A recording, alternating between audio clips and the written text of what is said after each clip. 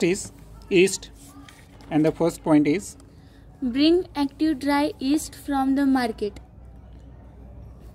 आता आपल्याला या ॲक्टिव्हिटीमध्ये काय करायचं आहे की मार्केटमधून एक ड्राय म्हणजे अर्थातच कोरडी असणारी ईस्ट घ्यायची आहे आणि ती कशी पाहिजे या ठिकाणी ॲक्टिव्ह पाहिजे. Mix a spoonful of yeast, 2 spoonfuls sugar with a sufficient quantity of lukewarm water in a bottle. आता मार्केटमधून आपण जी ड्राय ईस्ट घेतलेली आहे जी की ॲक्टिव्ह स्वरूपाची आहे तर त्याला आपल्याला काय करायचं आहे, 1 चमचा घ्यायचा, 1 स्पूनफुल, त्यामध्ये 2 चमचे काय टाकायचे आहे, साखर, शुगर, सफिशियंट क्वांटिटीमध्ये कोमट पाणी अर्थातच ल्यूकवॉर्म वॉटर त्या बॉटलमध्ये काय करायचं आहे, मिक्स करायचं आहे. Fix a colorless transparent balloon on the mouth of that bottle.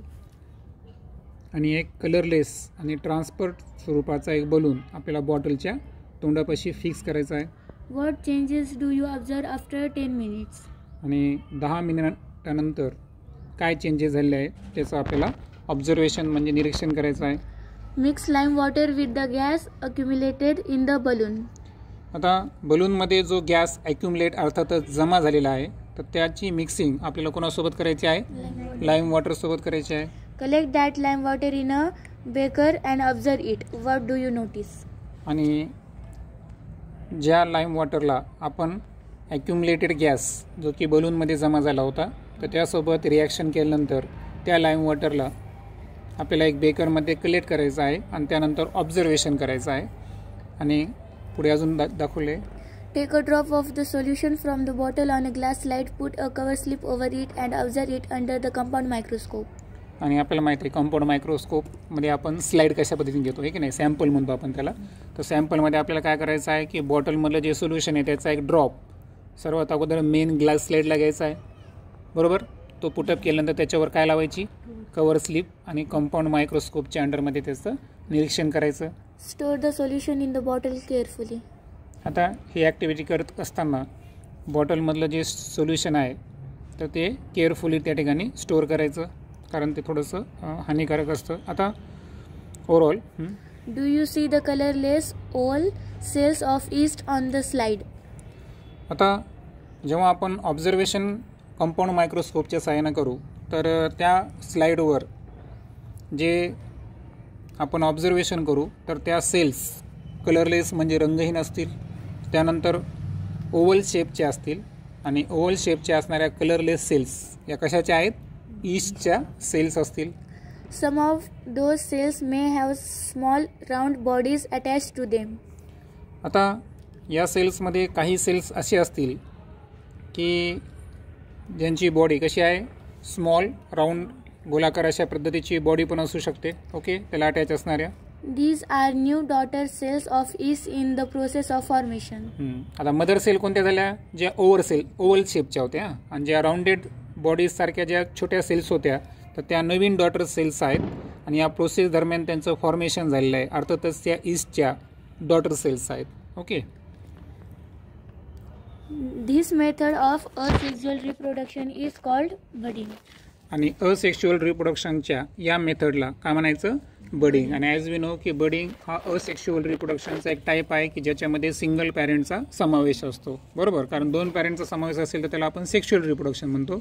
पण युनिपॅरेंटल अर्थातच एक पॅरेंट असणारं, कारण यामध्ये ज्या कॉपीज आहेत ना त्या आयडेंटिकल हुबेहूब तयार होतात, त्यामध्ये व्हेरिएशन जास्त दिसत नाही आपल्याला, म्हणून असेक्शुअल रिप्रोडक्शनचा कोणता टाईप आहे, बडिंग टाईप आहे.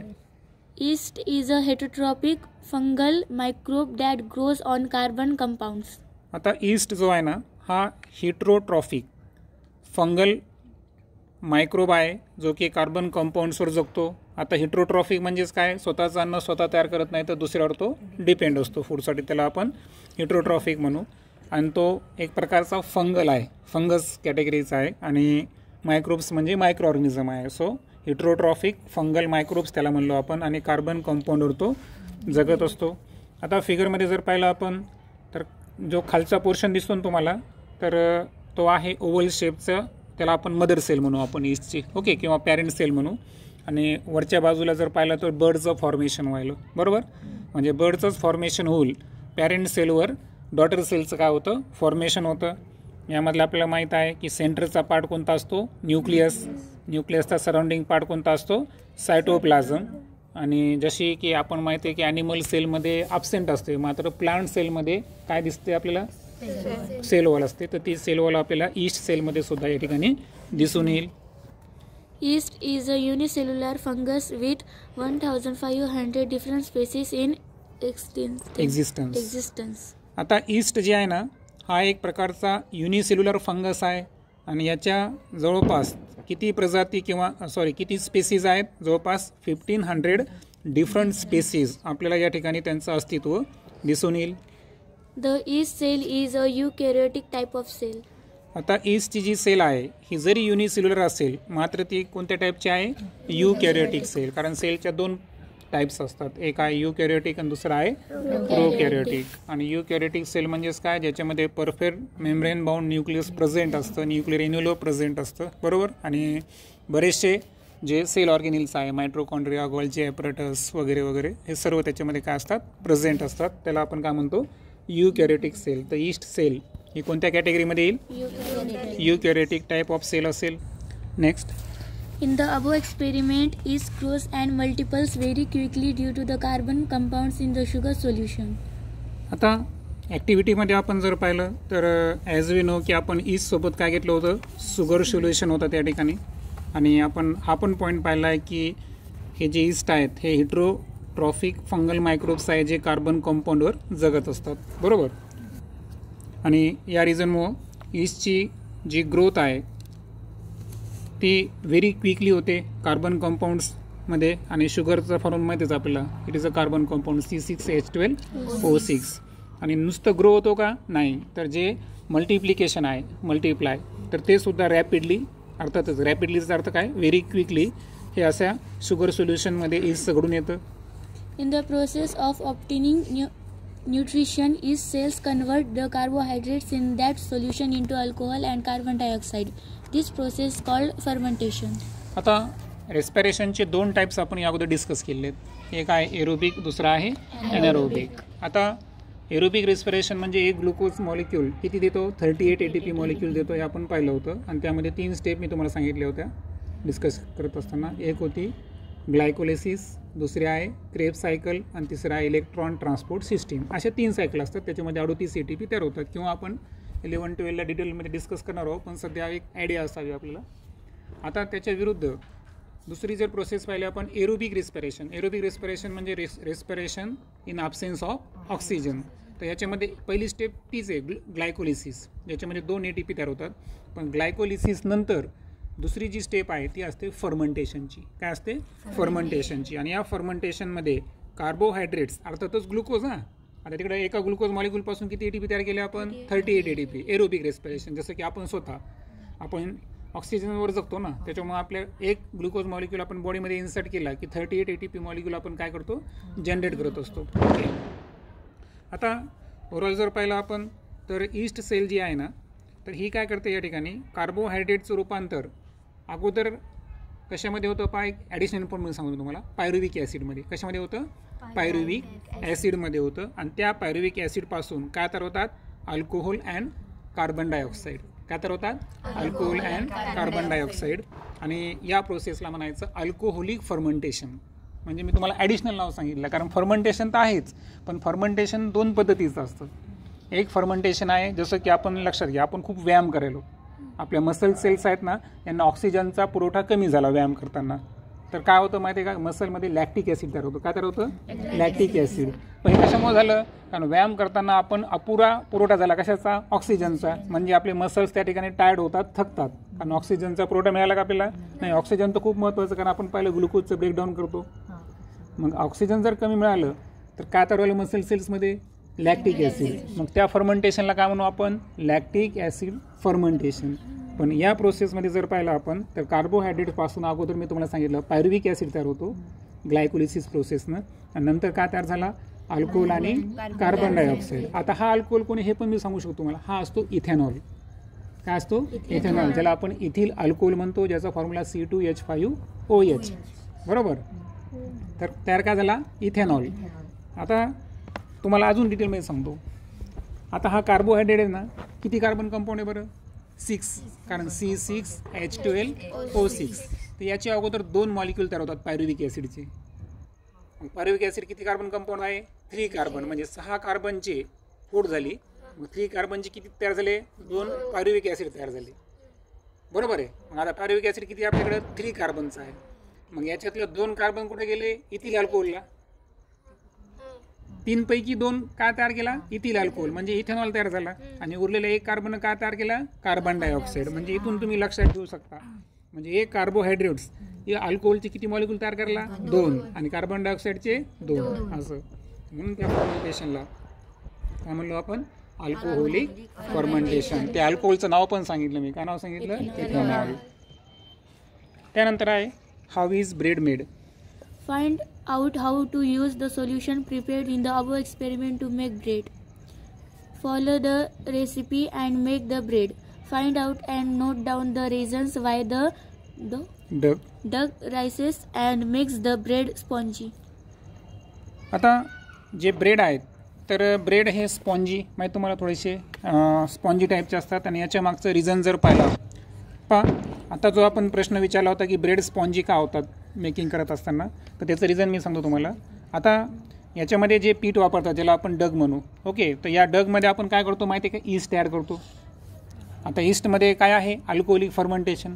अल्कोहोलिक फर्मेंटेशनमध्ये पाहिलं आपण की ग्लुकोज किंवा कार्बोहायड्रेटपासून काय तयार व्हायला? इथेनॉल आणि कार्बन डायऑक्साईड. आणि कार्बन डायऑक्साईड जो आहे ना, तर हा रॅपिडली प्रोड्यूस होतो, कारण आपण पाहिलं की ईस्टचं मल्टिप्लाय किंवा त्याचं डिव्हिजन कसं असतं? रॅपिडली असतं, ग्रोथ वगैरे. त्याच्यामुळे कार्बन डायऑक्साईड जास्त प्रमाणात तयार होतो. आणि मग हा कार्बन डायऑक्साईड जो आहे तो थोडासा स्पॉन्जी करतो. कशाला? ब्रेडला. लक्षात आलं का? म्हणजे ब्रेड स्पॉन्जी का झाले? फुगीर का झाले? का फुगले ते? कारण CO2 जास्त झाला. आणि CO2 प्रोड्यूस कोणी केला? ईस्टनं. कारण त्याच्या डगमध्ये आपण काय ॲड करतो? ईस्ट, बेकिंग करत असताना. ओके. त्यानंतर additional information. Do you know? Often alcohol is produced along with sugar in sugar factories. आता शुगर फॅक्टरीजमध्ये शुगरसोबत कशाची निर्मिती होते?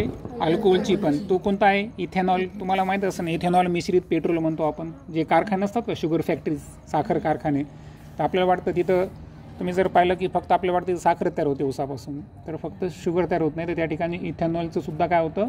Formation. Okay. Molasses is produced from sugarcane juice. आणि जे शुगर केन अर्थात उसाचा रस आहे, तर त्यापासून मोलासेसचं पण काय होतं या ठिकाणी? फॉर्मेशन होतं. It is rich in carbohydrates. आणि हे जे मोलासेस असतात, तर यांच्यामध्ये कार्बोहायड्रेटचं प्रमाण कसं असतं?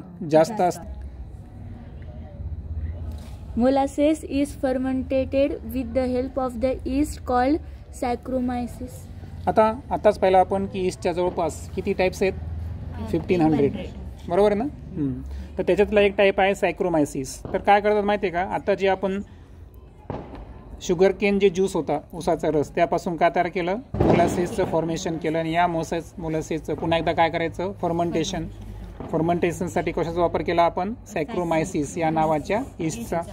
नावाची म्हणजे ती एक त्याची स्पेसिस समजा ईस्टची. In this process, ethanol alcohol is produced as a primary product and ester and other alcohol as secondary products. आता सॅक्रोमायसिस हे जे ईस्ट आहे ना, हे मोलासेसचं जेव्हा फर्मेंटेशन करतात, तर याच्यामध्ये मेजर जो प्रोडक्ट आहे तो कोण आहे? इथेनॉल, अर्थातच इथिल अल्कोहोल. याचा फॉर्म्युला आहे C2H5OH. तो प्रायमरी प्रोडक्ट आहे. आणि त्या व्यतिरिक्त ईस्टर आणि काही अदर टाईपचे अल्कोहोल जे आहेत हे सेकंडरी प्रोडक्ट्स किंवा त्यांना आपण द्वितीय असं म्हणजे सेकंडरी प्रोडक्ट्स किंवा बाय प्रोडक्ट्स म्हणू. Okay. Spirit and other alcohols can be obtained from ethanol. आता ज्या इथेनॉलचं फॉर्मेशन मोलासेसपासून झालेलं आहे त्याचा वापर काय पहा, तर इथेनॉलपासून आपण काय ऑप्टेन करू शकतो? स्पिरिट आणि काही अदर टाईपचे अल्कोहोल. स्पिरिट माहीत तुम्हाला की बऱ्याचशा लॅबोरेटरीमध्ये जर पाहिला आपण स्पिरिटचा दिवा असतो पहा, त्या ठिकाणी बर्निंग प्रोसेससाठी आपण स्पिरिटचा काय करतो? वापर करतो. ओके. स्प्राईट नाही. हां.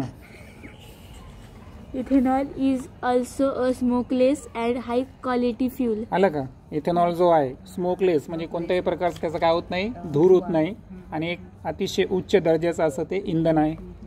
Besides molasses, maize, barley, and other grains are also used for industrial production of ethanol. आता फक्त शुगरचे मोलासेस यापासूनच इथेनॉलचं फॉर्मेशन होतं का? नाही. तर त्या व्यतिरिक्त मेज असेल, बार्ली असेल आणि काही अदर प्रकारचे काही धान्य आहेत. बार्ली एक प्रकारचं धान्य आहे, मेजचं माहिती तुम्हाला, मका वगैरे. तर आणि आणखीन काही धान्य आहेत की ज्यांच्यापासून सुद्धा इथेनॉलचं काय केलं जातं? फॉर्मेशन केलं जातं. Glucose and fructose, the sugars present in grape juice, also fermented with the help of the yeast to produce the alcohol which is used for making wines. आणि जे ग्रेप्स ज्यूस आहे म्हणजे द्राक्षांचा रस, तर त्याच्यामध्ये जी शुगर आहे ना, तर ती शुगर कोणती आहे? ग्लुकोज आणि फ्रुक्टोज. तर यांचं फर्मेंटेशन जर आपण ईस्टच्या साहाय्यानं केलं तर यापासून सुद्धा कोणाचं फॉर्मेशन होतं? अल्कोहोलचं फॉर्मेशन होतं. पण हे अल्कोहोल जे आहे त्याचा यूज थोडा वेगळ्या पद्धतीचा आहे. तर वाईन्स अर्थातच दारू तयार करण्यासाठी या अल्कोहोलचा यूज केला जातो. त्यानंतर बायो रिडिम्शन हा आपला लास्ट पॉईंट आहे. Yeast Yarovia lipolytica is used to absorb the toxin released during the production of palm oil and the heavy metals and minerals released in some other industrial processes.